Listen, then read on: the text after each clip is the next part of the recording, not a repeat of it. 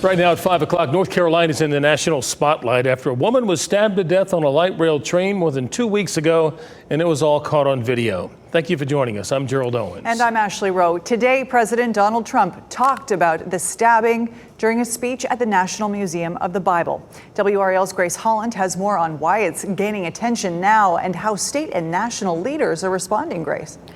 23-year-old Irina Zarutska was killed on a CATS light rail train in Charlotte on August 22nd. You see her picture right here.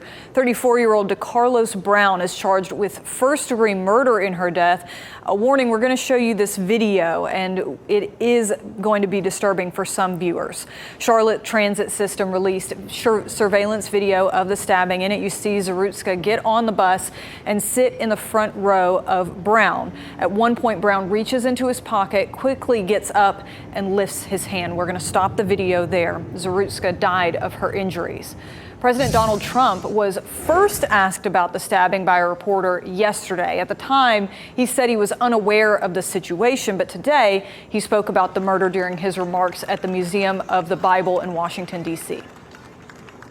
I just give my love and hope to the family of the young woman who was stabbed this morning or last night in Charlotte by a madman, a lunatic. Just got up and started. It's right on the tape.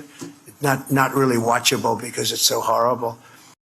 And again, just to clarify, this stabbing did happen more than 2 weeks ago, but that video is the new thing here. It was just released in the last few days, and it has really brought the case into the spotlight. Governor Josh Stein went on social media today calling for state lawmakers to pass his law enforcement and recruitment package. He said, in part, we need more cops on the beat to keep people safe. That's why my budget calls for more funding to hire more well-trained police officers.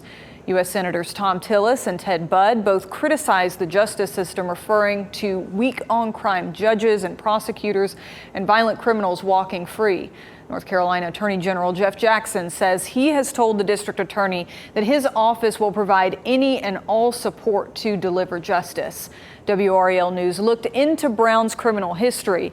Since 2011, he has been charged with a total of 8 felonies and 6 misdemeanors. He was in prison for nearly 6 years starting in 2015, and Brown was released in 2020.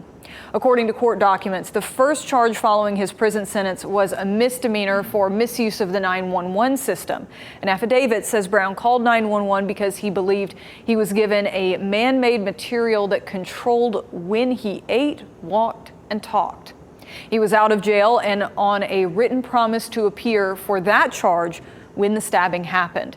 Brown's attorney has filed a motion for his competency to be evaluated in connection to this murder case. In his next court hearing is scheduled for September 19th. In the meantime, CATS says it has increased security and patrols, and the agency shared plans to upgrade its cameras, increase staffing, and strengthen its partnerships with Charlotte-Mecklenburg Police.